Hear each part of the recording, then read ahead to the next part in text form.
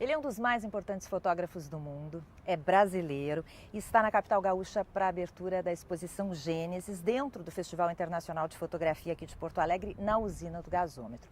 É Sebastião Salgado, que com a sua fotografia levanta questões muito profundas sobre o futuro da humanidade, o planeta onde a gente vive, e ele conversa agora com a equipe da Band. Obrigada por conversar com a gente, Sebastião. Prazer.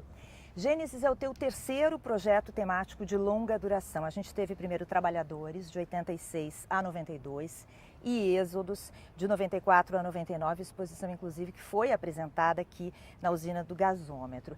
Aqueles trabalhos mostravam as consequências de mudanças econômicas, sociais sobre as vidas humanas.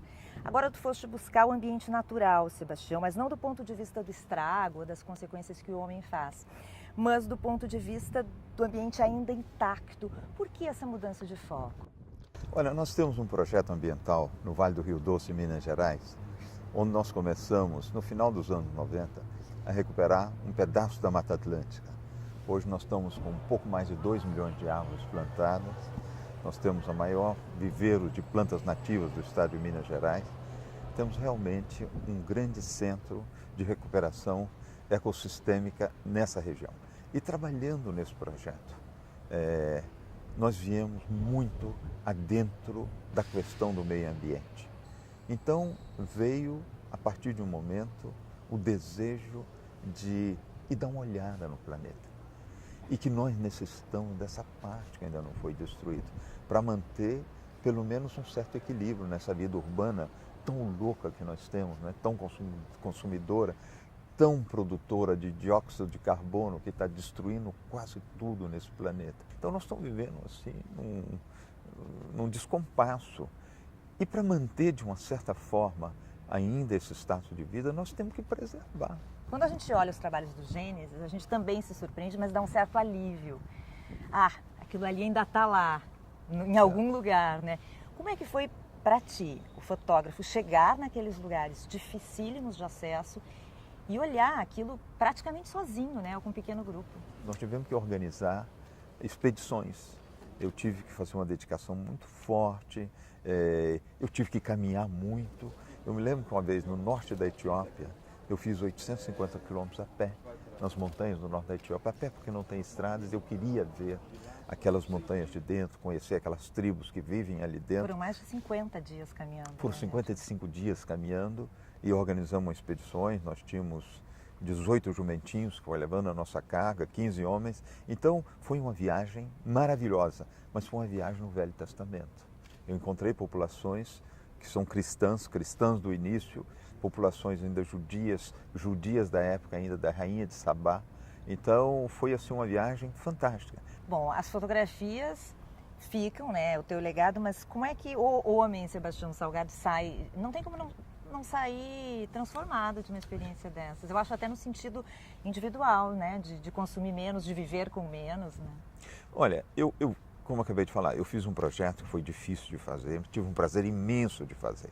Um grande privilégio de estar em todos esses lugares. Fiz viagens incríveis, mas a maior viagem de todas que eu fiz foi no interior de mim mesmo, de descobrir que me contaram uma mentira enorme durante toda a minha vida, de que eu fazia parte da única espécie racional do planeta.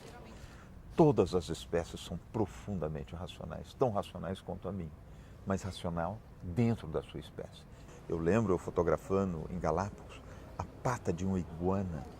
Quando eu olhei no meu visor aquela pata de iguana, eu vi a mão de um guerreiro da Idade Média com aquelas cotas de malha protegendo a mão, igualzinho, com o mesmo número de dedos, com tudo. Naquele momento, eu compreendi que aquele animal que eu via muito mais próximo do dinossauro, miniatura do dinossauro, que é uma iguana, na realidade, ele era muito mais próximo de mim que eu pensava. Esse projeto todo envolveu quanto tempo, Sebastião? Quanto tempo de viagem, de produção, de organização? E agora, qual é o teu roteiro para divulgar esse trabalho e acompanhar essas exposições? Eu passei 64 meses no planeta, fotografando. São praticamente 5 anos e meio, 64 meses, fotografando diretamente. Já para a apresentação desse projeto, nós temos 5 jogos idênticos a essa exposição que nós estamos apresentando aqui em Porto Alegre e que ela acontece no mundo inteiro. Ela, nesse momento, está em Veneza, está em Madrid, está aqui. Nós vamos abrir agora, proximamente, na Suécia e em Singapura. 6 línguas diferentes, da edição do mesmo livro. E um filme que vai ser apresentado a partir do mês de maio desse ano, que foi realizado pelo nosso filho, Juliano, e o cineasta alemão Wim Wenders. Esse filme terminaram a montagem agora, ele entra em distribuição, está indo para os distribuidores. É um filme que vai no cinema, contando um pouco a minha vida de fotógrafo e um pouco a aventura do Gênesis. Para a gente finalizar, qual é o próximo projeto de Sebastião Salgado? Olha, eu verdadeiramente não tenho um novo grande projeto. Me pergunto se eu vou ter. Eu já tenho 70 anos, eu não sei se eu ainda vou ter a capacidade de ter um dispêndio de energia tão grande como o que eu tive para fazer Gênesis. Mas eu estou começando uma série de fotografias com os indígenas brasileiros.